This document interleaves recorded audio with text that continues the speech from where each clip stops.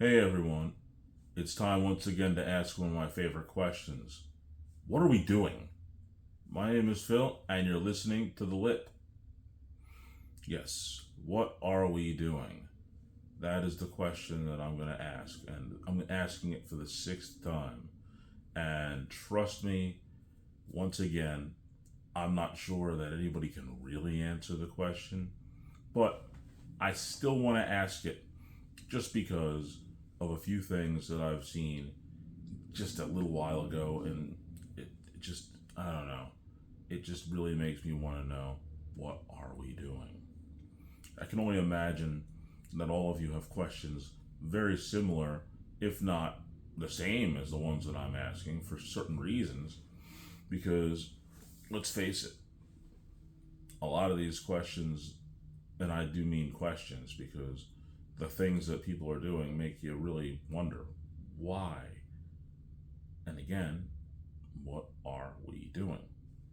Who knows? I'm going to certainly say that this episode will be fun, I hope. I certainly can tell you that this audience of one that I'm doing the show for specifically is absolutely going to be pleased with the result. Patting myself on the back. Arms a little stiff today, so I'm probably not going to even attempt to try to reach that far. But truthfully, I'm excited for the my NFL picks because I did fairly well in the last couple of weeks. I made mention of last week. I had my first correct pick every single time I used one, and I thought that was cool. Never went 5-0 before, and I can only assure you that I did very, very well this week for the next picks that I did as well. My crystal ball is absolutely working because, my goodness, like I said, I'm actually checking these picks out probably almost 2 weeks before the game that they're actually playing in. So I think that that's pretty cool that I was able to prognosticate that far out. And of all things, with the 49ers and their injuries that happened, it makes it really difficult because I absolutely know that they were going to definitely win certain games, and then, well, that injury bug that seems to just keep creeping up on them has been just crippling, for lack of a better term. Ugh, future Hall of Famer Fred Warner got hurt, so I mean, no Warner, no Bosa, uh, for several weeks, no Brandon Ayuk, no George Kittle, and of course, no Brock Purdy with that turf toe. It just, ugh. It makes it so difficult because there's games that I want to see them, and I knew that if all their pieces were there, they absolutely would win. But without some of those pieces, well, yeah, it's not looking good. But let's face it, that's a good segment. But the true main event, like I said, what are we doing? And I can only tell you that because I really don't know. Now I'm going to move to fill in the blanks. The blank that needs to be filled in for this question to me is pretty obvious and pretty easy. Um, we're talking early, early, early fall. As I'm recording this, this is October 14th, 2025. And turns out that there's some coastal storms been brewing over in this general area here in the Northeast, attacking not even the Northeast, even as far as I think what do you call it, North Carolina and Virginia, down that far up, and it's been just attacking the coast. And even here in Pennsylvania, in Philadelphia, we're starting to see a little bit of that residual. So it's been kind of rainy and like just nasty for the last couple of days. A little bit of wind, nothing over the top, but enough to make you just say, man, I long for those 95-degree days. But the question that I've got is, what is a good thing to drink on a day like today? I mean, it's dark and early, and it's wet and nasty. What would you want to drink? my answer to that is hot apple cider, fresh from the Keurig, a little bit of sugar, perfect. And of course, because you want to just slurp it all down, at least I do anyway, and a little bit of ice just to make sure I can drink it. But don't worry, not too much. I'm not trying to make it cold apple cider. I want it to be just warm enough. So the blank is filled in by a little hot apple cider from the Keurig. Once again, the question was, what is the perfect thing to drink on a late fall kind of day like this? Hot apple cider, straight from the Keurig. On that note, I'm going to ring the bell, and it's time for the main event. What are we doing? That's the question. Sixth time I'm asking it, and I do believe that I'm going to slightly change the order of what I was going to do and how I was going to do it, because there's a very specific name that I need to speak, and I want to make sure that I pronounce it correctly. And so that's where I'm going to start. I mean, as a human race, we are just crazy with the way we think of things. Science fiction come to life is what we expect and are really excited about. Well, not necessarily for me, because I think that AI is fascinating as it is. The idea that one day that Terminators will probably be real is not necessarily a thought that makes me feel all warm and fuzzy inside. Neither is the idea of, well, Jurassic Park. That doesn't make me feel good either. It turns out that since the 30s, people have been trying to bring back extinct animals. And in 2003, because of the technology that they had when they were doing that cloning stuff, which, my personal opinion, they probably still are, turns out that they decided that they want to try to bring something back that was extinct. And what they created was here's the word, I'm probably going to butcher it, I hope I don't, Pyreneia ibex. Some sort of organism. I'm not sure exactly what it is, but I know I said it wrong. And I practiced it like 10 times before I started recording. But that creature was cloned from some DNA that they had in 2003, and it lived for about a minute or two. But then it finally died because of a lung defect. A lung defect. So they were successful in cloning, and what I've found the terminology is de-extincting creatures. De-extincting. De-extincting. Trying to bring stuff back.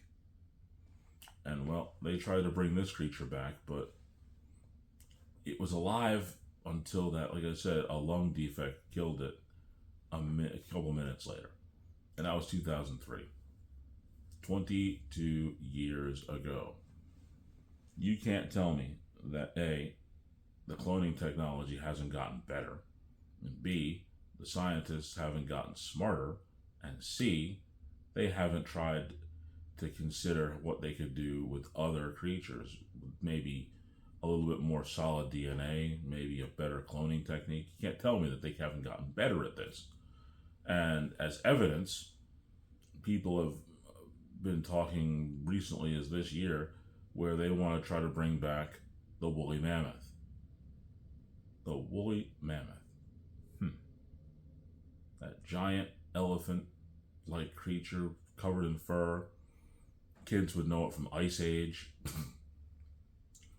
But I can tell you now, that's a really big creature. And they want to try to bring that thing back. Why? That's my first question. Why? Why would you want to bring that back? It had a chance. It didn't do very well. They're gone. We didn't affect it. We had nothing to do with the elimination of the woolly mammoth. Yet, they want to bring that thing back. Also, they were thinking about the, I think it was the passenger pigeon, I believe it was, that they were trying to work on, trying to bring back. And my goodness, why? Why would we do that? Why would we bring these creatures back? What purpose would it serve us to have woolly mammoths walking the earth again?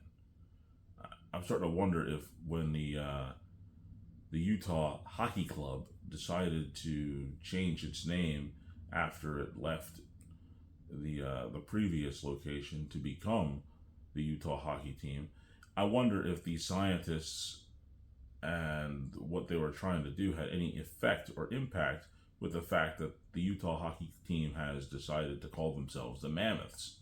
I wonder if that has something to do with it.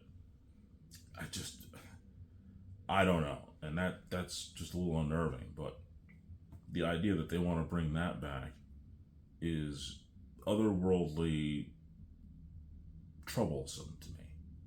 But of course, there's more. And I would say not just more, but there's worse. Now, let's say on the down low that somehow, some way, they do in fact bring this woolly mammoth back to life. And they create woolly mammoths and have them roaming and put them in zoos, these monstrous creatures. And they feel, hey, we can work with this. Let's try something else. And I happen to know very possibly what that thing could be. And this is the problem that I have, and here's the real question of what are we doing?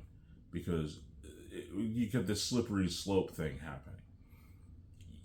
You recreate that other thing, 2003. It lived a little while, so now you feel confident.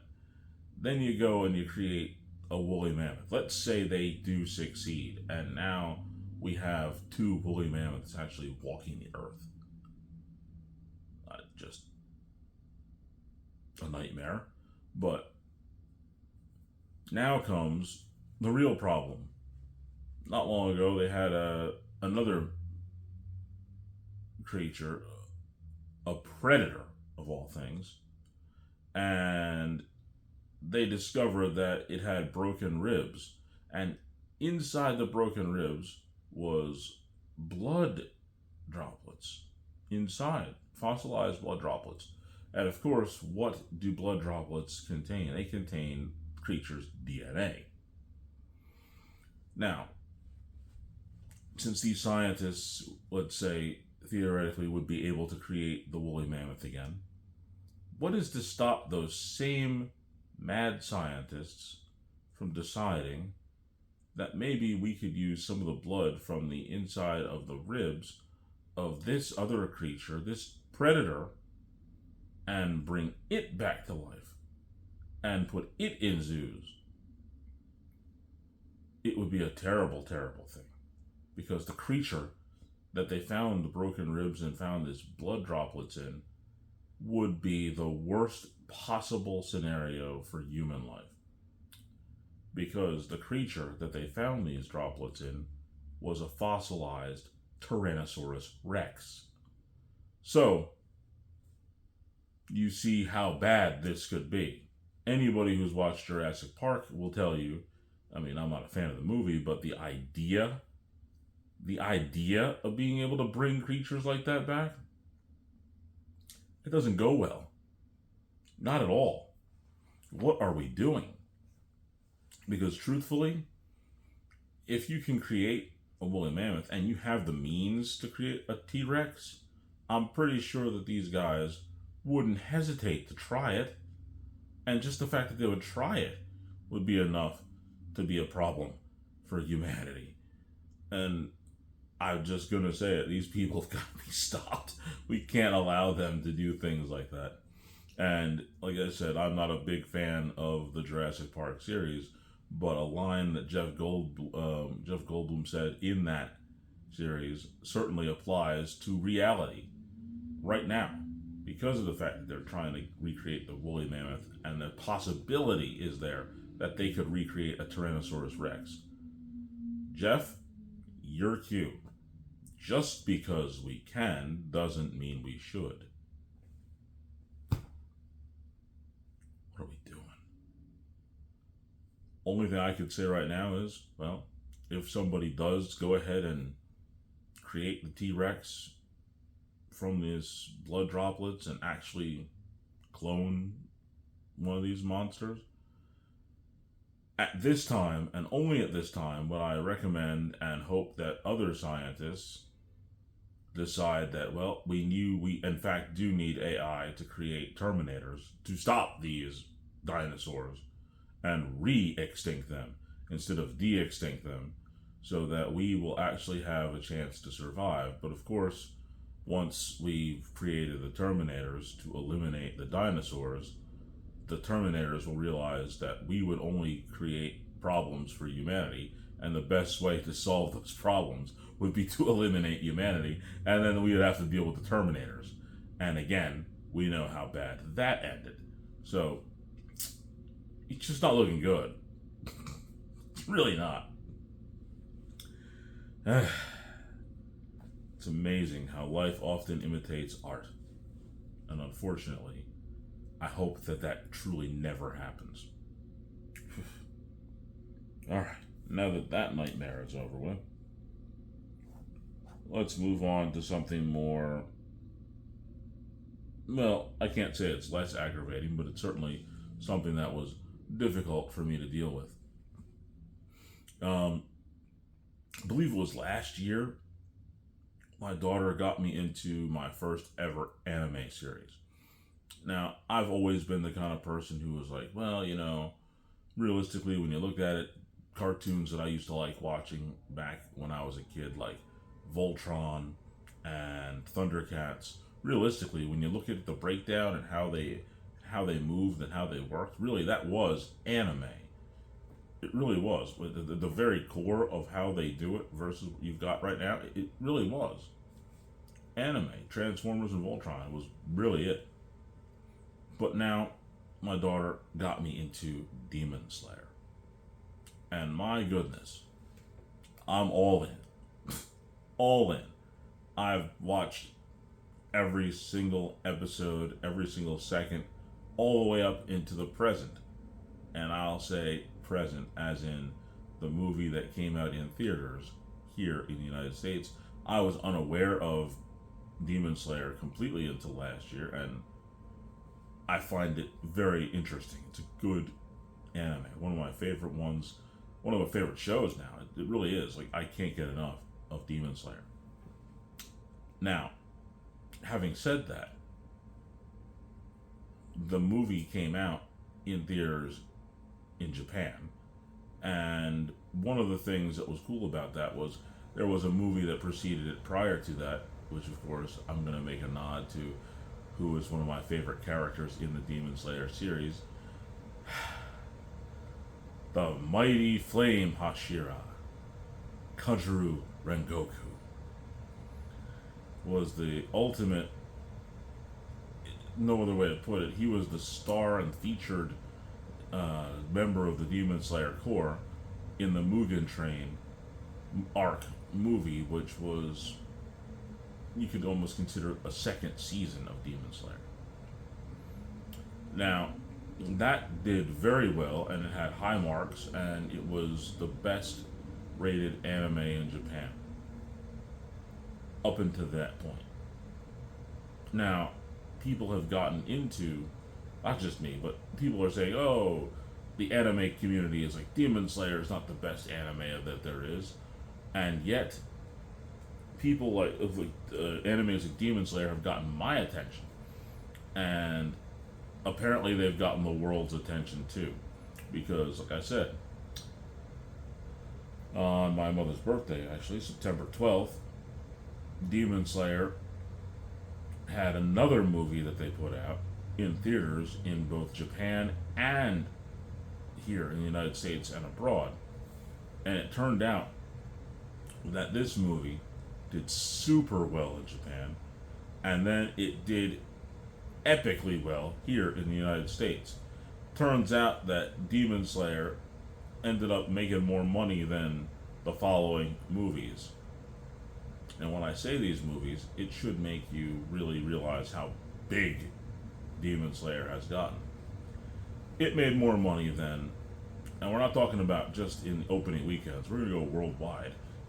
It made more money than the Thunderbolts. It made more money than the Fantastic Four. It made more money than Superman. This movie was wild. And I, in fact, gave them some of the money, which helped them get over. But trust me, when I tell you that that's not the what are we doing? The what are we doing is the fact that, like I said, it came out in Japan 2 months prior to it being released here in the United States. And there are manga books where people have actually gotten the entire Demon Slayer saga from start to finish, even though that this movie came out. There, it's already completed. Like, if you really want to know exactly how it ends, because there's going to be 2 more movies. I believe they say in 2027 and 2029 are going to be the next 2, the final installments of Demon Slayer's saga. And I know that I'm going to be smart enough just not to read any of that stuff, because it's going to be several years before the movie comes out, and I want to be ultimately surprised at as difficult as it was to have that happen during the September 12th, 2025 release of the Infinity Castle, which was the newest Demon Slayer product. Wouldn't you know that all the manga fans, which are the books, and all the people who've watched the movie in Japan made my life miserable. What are we doing, people? Spoiler alert here and there and everywhere. You would hope that they would actually do that. But this is where the question, what are we doing, comes in.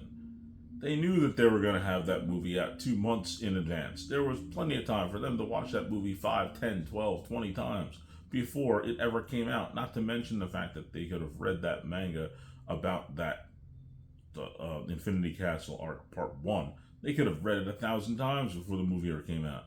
And every single waking second on social media, we're talking Instagram, is the worst for it. The absolute worst. You just would go on an Instagram reel and there would be something talking about what was going to happen in the Infinity Castle movie. And I pretty much had to throw the phone out the window in order to make sure that I didn't catch a spoiler. And it seemed like as the movie started getting closer, when September 12th started getting closer, it seemed like the spoilers were bigger and were more readily available. It was like, this should be the exact opposite. You would hope that maybe they would calm down on that, knowing that the movie was coming out. But no, they made the spoilers even more intense, and they made them to the point where they were more frequent. And I have never in all my life, ever, in any movie, experienced so many potential spoilers. I was able to avoid it narrowly, because I believe it was all the way up to September 11th. It was a really, really big spoiler that I almost saw, but I stopped and moved away from it just before I heard what would have been a heartbreaking spoiler that I am so glad I missed, because it made the movie so much better to actually see it while it was happening versus knowing what was going to happen, what would have been less than 18 hours from the time I went to go see it. I just would have lost my mind if I had to deal with it. So my question to you is, what are we doing? Why do we have to have all these spoilers? Why? Why do we need this? Like, it was so easy to avoid stuff way back when Episode 1 of Star Wars came out. You could have read the book, and the books were available, and I even bought the book. I bought two copies. I bought one that had Obi-Wan and Qui-Gon on it, and then I bought another one, the cover. And I bought another one that had the cover of Darth Maul and Darth Sidious. And I didn't open those books until after I watched the movie.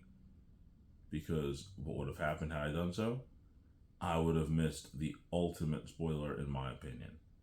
The spoiler of the double-ended lightsaber. I'd have just... Nah, that would have been too much. I don't know what I'd have done if I'd seen that in the book before I actually watched Darth Maul come out and get ready to ignite both sides of the lightsaber before he fought Qui-Gon and Obi-Wan. It just was so... It was great to see that. Another spoiler that could have been crippling was Episode 2, which was even worse, the spoilers. The purple lightsaber of Mace Windu, and more importantly, the fight with Yoda. That was one of the first times that I went into a theater and everybody just lost their mind, because seeing Yoda force pull that lightsaber to himself. First, it wasn't even the fact that he force pulled the lightsaber. And granted, it's been so many years, there's no reason that this can be a spoiler. But it was when he opened his cloak and you saw the lightsaber for the first time on Yoda. That was when everybody lost their mind. Forget him force pulling it to himself and then igniting it and getting ready to fight Count Dooku. But social media was such a way that we didn't have to... It wasn't anything. It wasn't like this. There was none of that stuff. We didn't have to worry about it. What are we doing? What are we doing? We're costing ourselves the entertainment, excitement of seeing a movie that just would be an epic part. Like, I'm not into, what was it? Minecraft. But people lost their mind on the Chicken Rider thing. I mean, some of the stuff that happened to Demon Slayer that I almost caught was absolutely the kind of stuff that made people lose their mind. In fact, there was a spot that I'm not going to speak on because there are some people who still want to see it because of how many people were entertained by it. I'm not going to spoil anything from Demon Slayer because of how much that was. But there was absolutely a scene that made you go, that was incredible. And more so, there was probably 2 or 3 actually, but there were spots in that movie that made everybody in the theater lose their mind.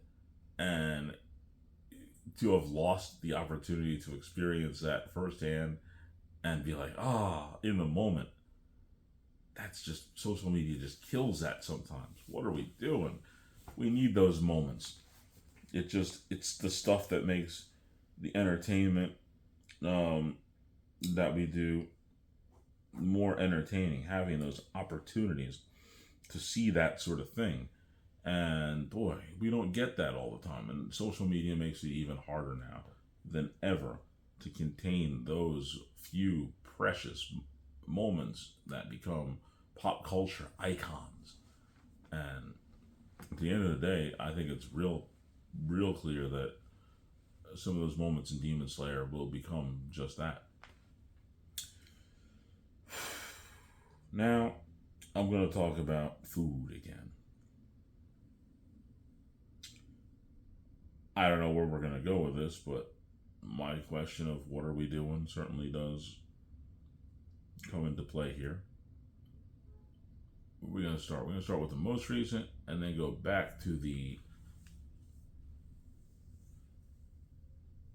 one that was a little bit further off. Granted, we're talking just based on dates alone, less than a month between both of these incidents. So I think I'll start with the lesser of the evils and then move to the other. Yeah. Went to Burger King as I'm recording this, probably a week ago. get some food for the kids and the wife, and I go through the drive-through. Everybody's done this a few times because, especially with a place like Burger King, have it your way, right? You go through there and you place your order, and sometimes you have things that you want them to not put on, or things that you want them to add on. And then you would do so, and then you would get your total and you drive up. Of course, you have to check it when you get to the point where you're paying to make sure everything's correct before you drive off. And then that's the end of the situation. Now, I've worked in fast food and convenience where I had to make food for people. And there was plenty of times where people were like, oh, no. Before they paid, oh, can you not put that on there? Okay. Oh, can you add this? Okay, no problem. And they told us before they walked up, and here you go. It's done exactly the way you want it. Never have I had a scenario, to my recollection, over the, what would have been about 10 years of that food preparation stuff that I did, where somebody gave me an order, took the paperwork to the register, talking about Wawa at the time before we had the screens, paid for their item, came back to go pick up their sandwich, and after they've already paid for it, said, oh, I didn't want that on there. After they already paid for it. And it was already made. Had that happened, I could understand being upset because it's like, well, now I gotta remake this whole thing because you chose to change your order after the order was complete and after you paid for it, which makes it even worse. So if you wanted extra, you're simply not going to get it unless you go and pay for the extra. If you wanted something not on there, then I have to now take it off. But the only way to do that, really and professionally, is to remake the entire sandwich again. So I have to just write off the one that I already made, get rid of that, and then make you a new one. So it's going to take me more time. And all you had to do is just tell me prior to paying for it or prior to completion, before you walked away, and say, oh, no, I didn't want that on there. Can you just not put that on there before you make it? Okay, no problem. It's easy. Now, back to a few weeks ago. Not a few weeks, a week ago at Burger King. I'm placing my order, and I forgot that I needed on 2 Whoppers, one with no lettuce and tomato and just onions, another one, no lettuce, tomato, or onions. And so I'm listening to the lady read the stuff back prior to completing the order. I then said, oh, I forgot. I don't want lettuce, tomatoes on one, but I do want onions. And the other one, I don't want lettuce, tomato, or onions. At this point, I was still in the process of ordering, and she, the drive-through lady, had actually asked me if there was anything else I wanted to order. And that's when I remembered I didn't want that stuff on it. And I told her that. After I told her that, she says, for future reference, you should tell us that before you finish ordering. And at this point in time, I'm slowly turning into the Red Hulk because, first of all, my order wasn't even complete. I still had to order a chicken fry meal, too. So I wasn't even really done. And you're telling me that I should have told you in advance? Are you serious? I mean, are you serious? You didn't tell me what the price was going to be. We didn't get to that point yet. We're not even talking about how much things are supposed to cost. So we haven't gotten to the end of the order. And yet you're telling me, for future reference, that I need to tell you what I do want or not want on it prior to the setup. We haven't gotten anywhere yet. You didn't say, does that complete your order? I didn't say yes. You didn't say, here's your total. And I didn't say, okay, I'll go up to the other place and pay for it. None of that happened. This is still me talking to the drive-through, whatever you want to call that thing, the speaker of the drive-through. So none of the important factors that said that I was complete with my order had taken place. She hadn't yet said, does that complete your order? And hadn't given me the total. And I didn't say, yes, that does complete my order. Thank you. None of that happened yet. And you're telling me that for future reference, I should tell you what I want on there or what I don't want on there before I'm finished ordering? I wasn't finished ordering. What are we doing? Serious? Are you serious with that? I'm turning into the Red Hulk right now thinking about how stupid this was.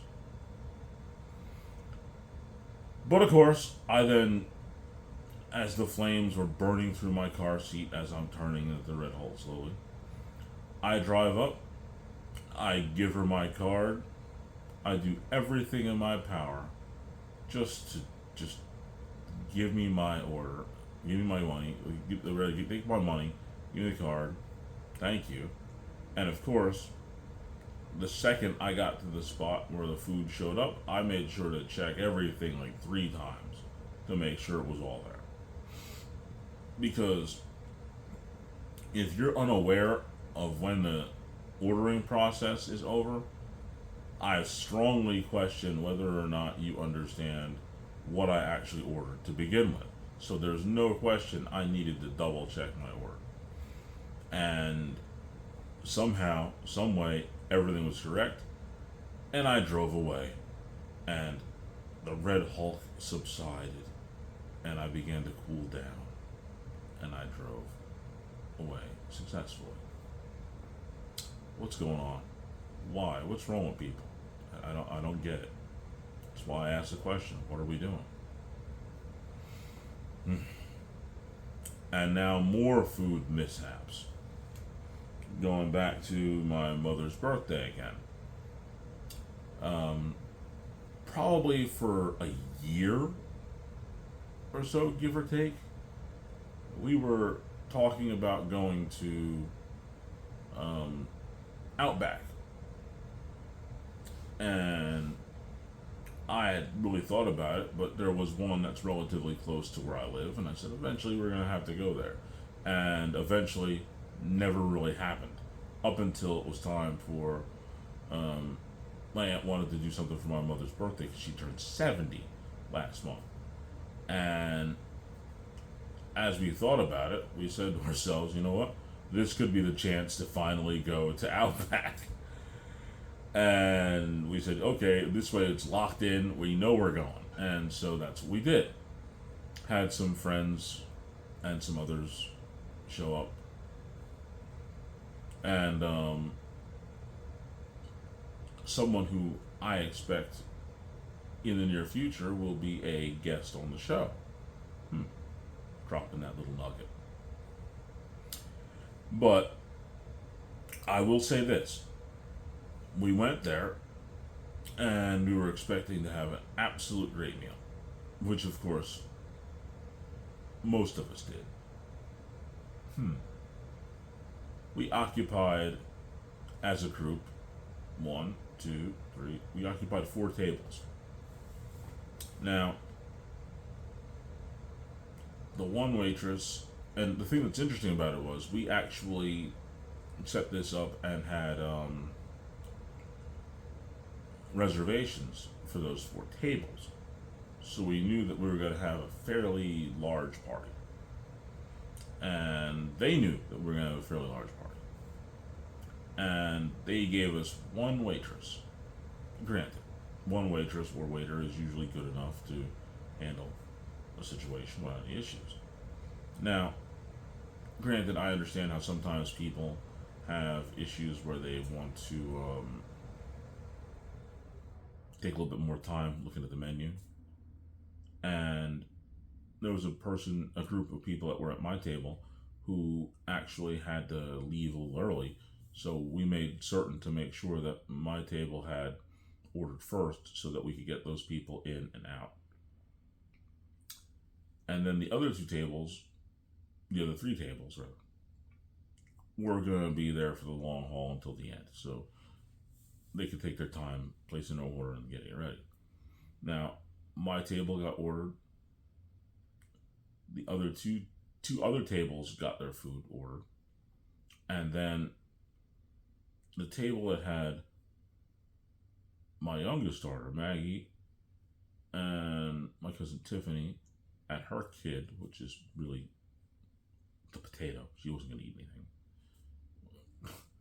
I say that, and people wonder, oh, why isn't the potato going to eat anything? Well, that's just it. The potato is, let me see, June, July, that's 1 month, August, September. At the time, the potato was June, July, August, September, 3 months old. Now she's 4 months old. So it's real safe to say that she wasn't going to eat anything. So it didn't matter for her. But everybody else at the table, like I said, 1, 2, 3 other people at the table who were actually going to eat something, had placed their order and were waiting. Now, like I said, my table had some people who had to leave a little early, so we ordered first and we got our food first. The other 2 tables had placed their order and they got their food within a few minutes of ours. But my daughter's table with my cousin never got their food yet. And it continued. Now, my table had their food first. We were already complete. We were done eating. And the other 2 tables had finished eating as well. And yet, there was no food at my daughter's table and my cousin Tiffany's table. Not a thing. They had gotten the appetizers, the bread, of course, but they were waiting and waiting and waiting and waiting until the trumpet sounded and end of days, and there was no food. And my daughter mentioned it to me, and I mentioned it to the waiter personally 3 times. My aunt, who was at my table, mentioned it to the waiter twice. And finally, after my mother got her dessert and the cake, we just went and got the manager, and all of a sudden, the food shows up magically, and it is in disarray. Some of it is warm, some of it is hot, like they knew they messed up and they couldn't serve it because it was stone cold like Steve Austin, and they had to remake it. Others were just lukewarm. And so it turned out that after everybody else ate, we waited a few minutes and they ate some and then they just took the rest with us. Why? Why is that? How do you completely miss a table? It's not like we weren't there, and we were constantly telling this lady, hey, yo, we need food for this table, and nothing showed up. So it's not like it wasn't known, and they didn't just sit there twiddling their thumbs hoping that, well, maybe the waitress will notice us. No, they just didn't get the food. And the waitress said a few times, when I said it 3 times, and my aunt said it once, and well, she said it twice before we get the manager. Over those 5 times, she said, "Oh, it should be on its way out in just a few minutes." 3 times. Made me think of my favorite movie, Snatch, when Jason Statham is in his trailer with as a boxing promoter. He has a guy there who's making sausages for him to eat, and what he's asked the guy, "Hey, are those sausages done?" And the guy tells him, "Oh, it's going to be just 2 minutes." Okay, good. And then he's waiting for a little bit longer, and then he's having like a whole conversation, and then he goes and tells the guy, and it's probably been about 7 or 8 minutes, and he goes and asks the guy again, "The sausage is done?" And the guy says, "5 minutes." And then Jason Statham says, "It was 2 minutes, 5 minutes ago." That's kind of how this service went here waiting for this food. It was like, it just seemed like the longer we wanted to, like, it seemed like when they said it was going to be a few minutes, it ended up being a few minutes more. I like, what? It was just confusing and just heartbreaking. And fortunately, they made it right, but they didn't make it right. How so? Again, like I said, I've been in management a million times for a long time in certain spots. And one of the things that I know for sure is, especially when it comes to food, you'll never get the customer to ever walk through your door again if you mess up their food, if you don't make it right. And there's only one way that you can really make it right. Especially the more egregious the situation, the more you have to make it right. Like, you can't take a percentage off. If you say, let's just say that it took you a little bit, maybe the food was a little cold, but it showed up, yeah, you can take a percentage off at that point. But if you've given repeated requests for the food and it still doesn't show up, that food should be free.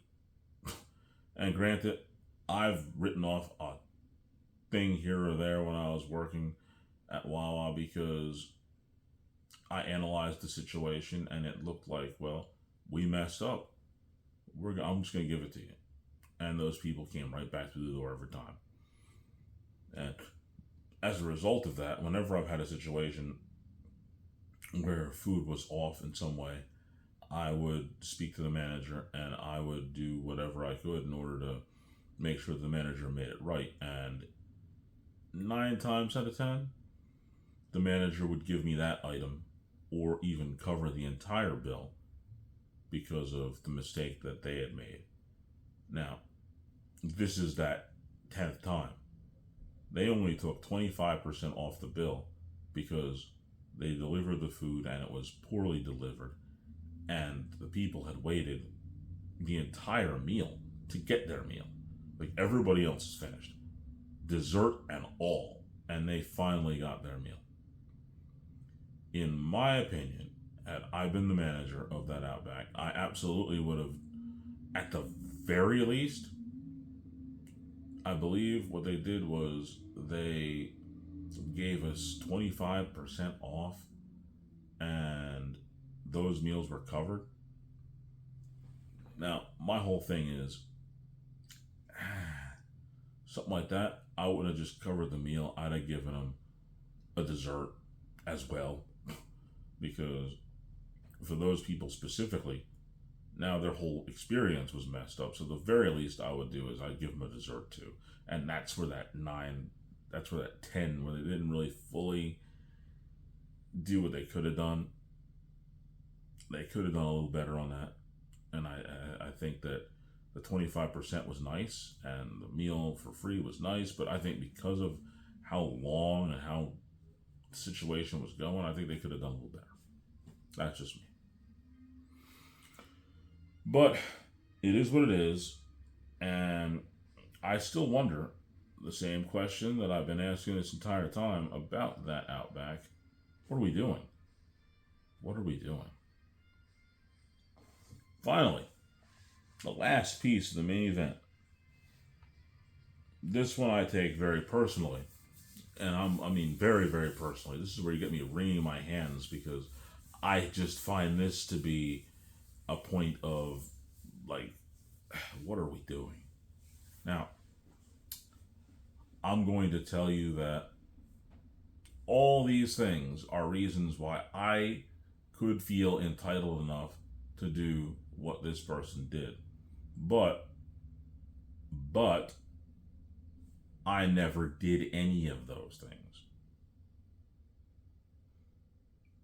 I had at one time three really, really young children. At one point, I had three kids with a combined age of 4. Think about that. 3 kids, a combined age of 4. I had 2 that were 2 and 1 that had just been born. So we're talking 2 kids that could barely walk and 1 kid that absolutely can't. Everybody's wearing pull-ups. 1 person's wearing a diaper. Right? I have had to take these people in different ways because the one guy was a little better at walking than the oldest girl at that point in time. Had a stroller that could hold 2 people and somebody could stand on the back. So it was a really crazy gimmick. But it also rained sometimes and all kinds of stuff like that. And what would do is I would go and I would pull them out and I would put them in the stroller and I would have the one stand on the outside and I would push all 3 of these tiny humans in this one little object. And I would park sometimes in the back because, well, there was no space up front. So that's what I did. Other times I would get a good space and I would be like, all right, cool. I'm just going to take a minute and have to pull everybody out and put them all together and go with it. Now, I figured all that out. The wife figured all that out. And we were able to move these 3 at that point in time when they were that young. And we didn't get in anybody's way. No problems. Now, these rookie parents at Target probably was last month in October. Was it September? Yeah, it was definitely September. These rookies just made me absolutely nauseous. And watching the scenario was just, I think that might have been the worst part about it. Because not only did these people not just park up in the front, which I've pulled off for a second. I told my mom to get out, and she would get out, and I would drive away and then park and come back. But what these people did was they parked dead in the middle of the street in the parking lot, right in front of Target. Now, you know how Targets look with those big, giant, round balls that are up in the front, and they're right in front of the entrance of the store. And there's usually 2 directions that you can go in order to, like, 2-way traffic, one on each side, in their parking lots. These people chose to park in the middle of the street, across the street, not at the actual entranceway. They parked across the street, the other spot, the other side. Target is on the other side, and they are now parking on the other side of the street, closer to the parking lot. But they stopped everything. Cars were backed up waiting to try to get past them because Target's not the only store in this area. There is another set of stores. You go a little bit farther down, there's a Pep Boys, there's a Taco Bell, there's other places that you can go shop. But these people, so they just stopped right there. They both got out of their SUV. They took their sweet time to pull out one of those big old strollers, They had to open up the stroller. Now there's people on the other side. So now that they're watching these people because they put their stroller in the middle of the traffic, they had the kid on the far side of their vehicle. So they had to get the kid out of the far side, walk the kid, or hold the kid, while the other one pulled the stroller out, and then they had to get the car seat, which I don't understand how that had any sense.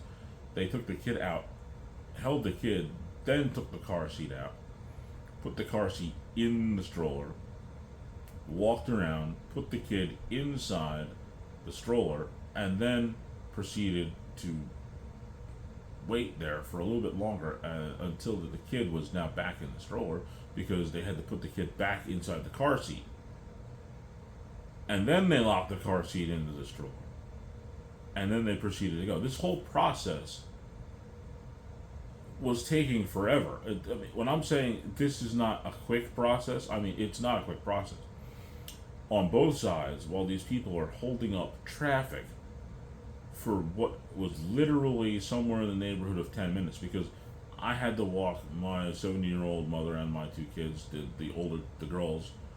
They walked across the thing in the middle of this because we parked maybe 7-8 spots back, and by the time that we walked to the car, got in the car, and started on our way out, these people were still there, messing around with the car seat in the middle of the parking lot, but not like in the middle of the street in the parking lot, and they were okay with it. And people were looking at this, and I'm like, "Are you kidding me? What are you doing? This is too much. This is absolutely insane. If you're gonna be this bad at trying to get your kid out of the car seat, first of all, you don't ever park in the middle of the traffic like that. You literally held up both sides of traffic to try to get your kid out.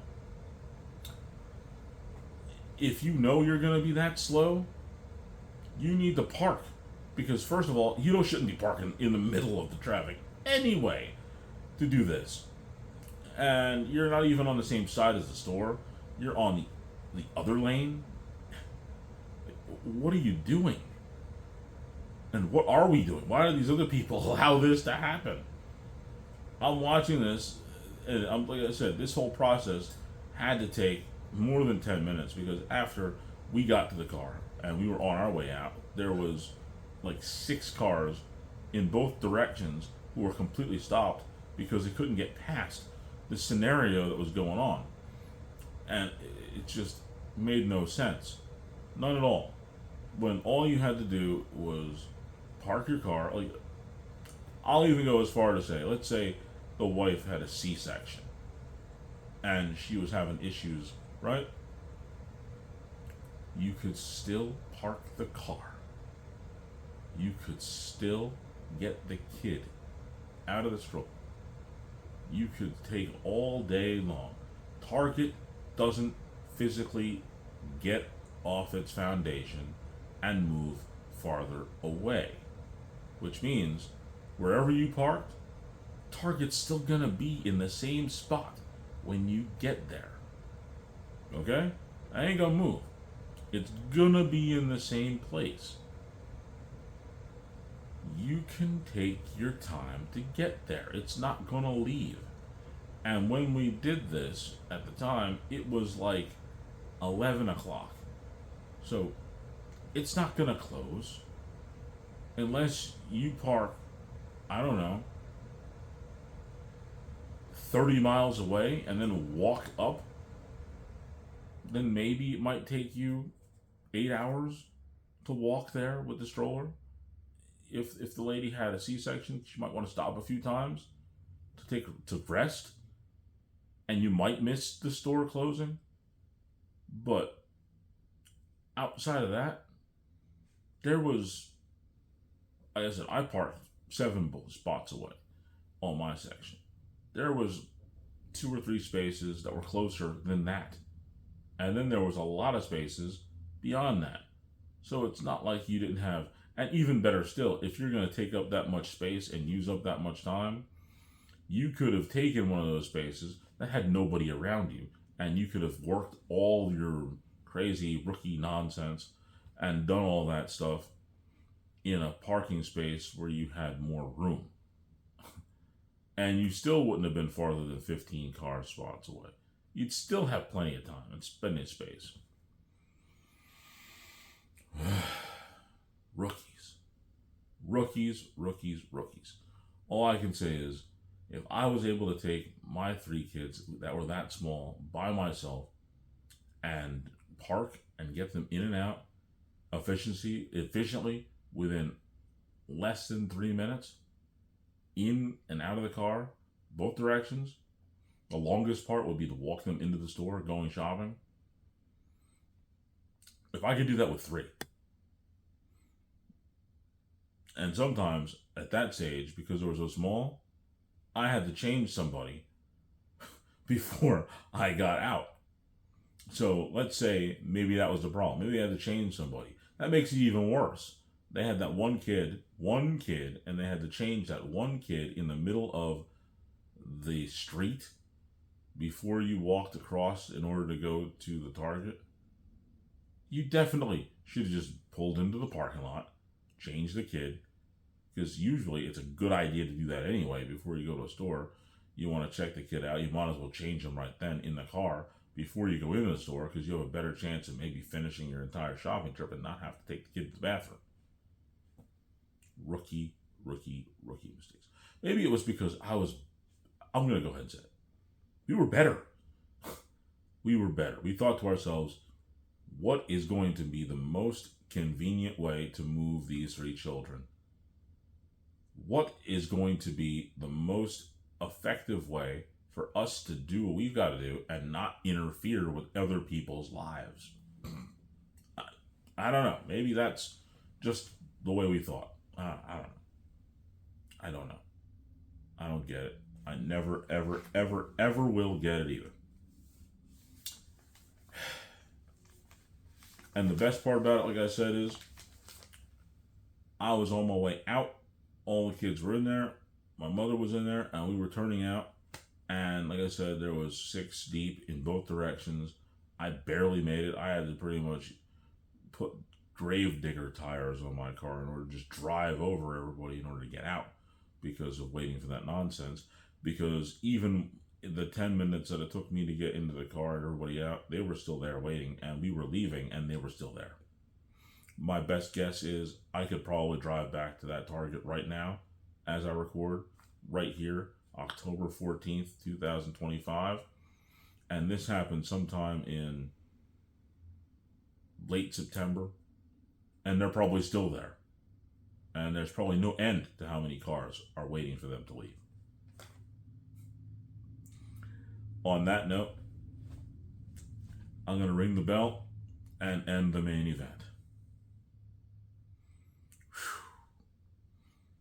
That was intense. I'm sorry. What can I tell you? When it comes to stuff, when it takes to moving children around, I'm certainly, like I said, but I had 3 that were inside the age of 5 at one point. And people are struggling with 1. I have no sympathy for that. 2 people with 1 kid and you struggle. When I had 3 at one point on certain trips, was just me, or the wife was just her, and we didn't have any issues. It just makes me cringe to think that people have such difficulty with 1. I don't understand in any way how that's possible. But I digress.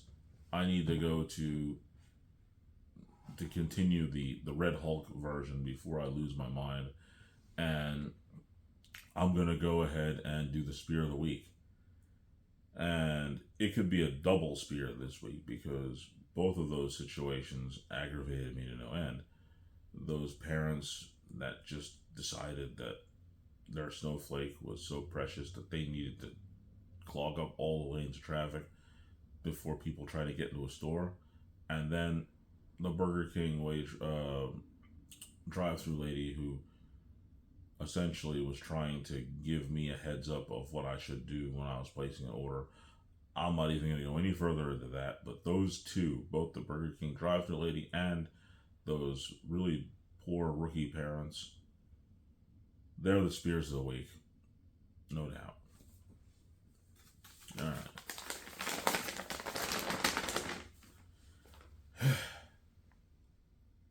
Now to lower my blood pressure. Like I said earlier, I had a week last week where I got all 5 of my picks 100% correct. And I feel that I did very good, turned my fortunes. I ended up 500 the week before because I did so badly. And then week 5, I did great. But now comes week 6. The one pick that I would not relent on, I thought the 49ers should have beaten the Bucks 20-17. Excuse me. In a very close game, but Fred Warner ended up breaking his ankle and ended up out for the season in that game. So the only pick that I got wrong was the 49ers lost to Tampa Bay 30-19, which means the other 4 picks were correct. I had the Rams over the Ravens. They won 17-3. I had the Colts beating the Cardinals. They won 31-27. I had the Steelers beating the Browns. Who didn't? 23-9. And then I picked the Bengals to beat the I picked the Packers to beat the Bengals. And they did 27-18. Brings my record to a 19-11. 19-11. That was it. It's a pretty good 2 weeks. I was 9-1 in the last 2 weeks. It's great. And like I said, I pre-picked those a while in advance.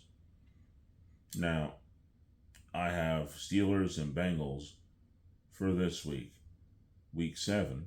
And I picked them in advance. Steelers beating the Bengals, I said. I had the Eagles going to beat the Minnesota Vikings, although I'm a little shaky on that one now. I got the Bears should be able to take down the Saints in week 7. And I'm pretty sure the Commanders will beat the Cowboys. Now, here's one that I'm really, really sketchy on because it turns out that the Falcons just beat the Bills, who now have lost 2 in a row. And I picked my 49ers to beat the Falcons, but they're just coming off a win over the Bills. So I'm not really sure how that's going to play out. I'm still going to hold up on them. Even without Fred Warner, I don't know. I'm really thinking about changing that pick. In fact, the Fred Warner thing hurts a lot. Week 7, I think that I'm going to reverse the score.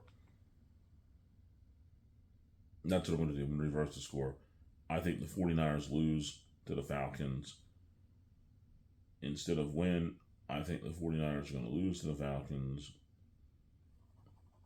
I said 28-24, and I'm changing it to 24-21.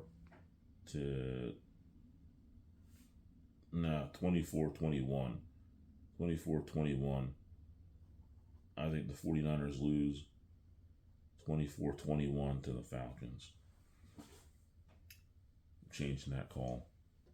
And now week 8, I had the Texans over the 49ers anyway, and I don't think anything's going to change.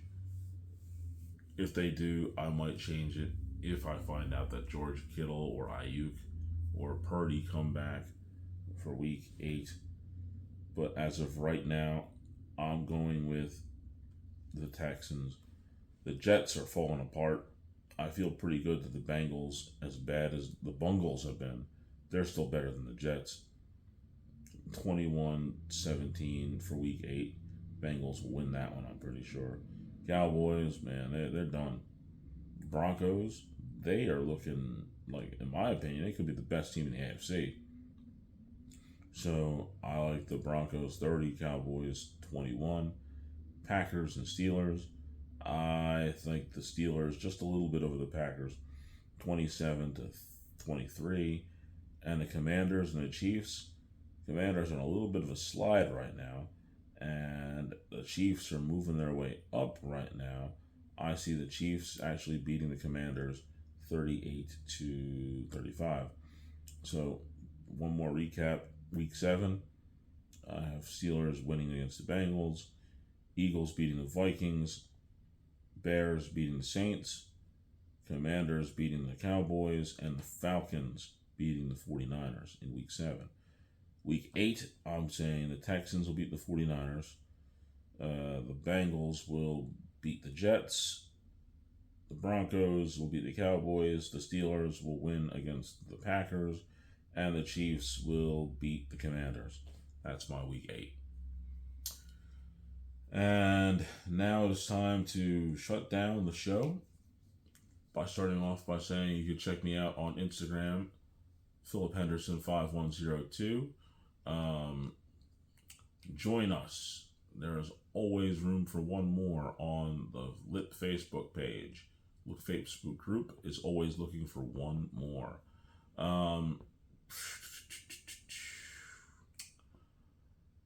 The YouTube channel itself, at Phil the Lip. Subscribe. Check out the rest of the content that I've got on there. And my archives are on Spotify, The Lip. That's where it all began, and I leave all that stuff up there. You can check that out if you want. Like I said, the archives of The Lip are on Spotify. That's really it. I've got one last thing to say, and that is the words of wisdom. And those words of wisdom today are: the truly powerful can do the most delicate things. The truly powerful can do the most delicate things. And on that note, I'm going to get out of here because today is going to be a busy day. It already started busy. Already did a lot of stuff. And I only got more stuff to do. So, well, I'm going to go do it. My name is Phil, and you're listening, and you've just listened to The Lit.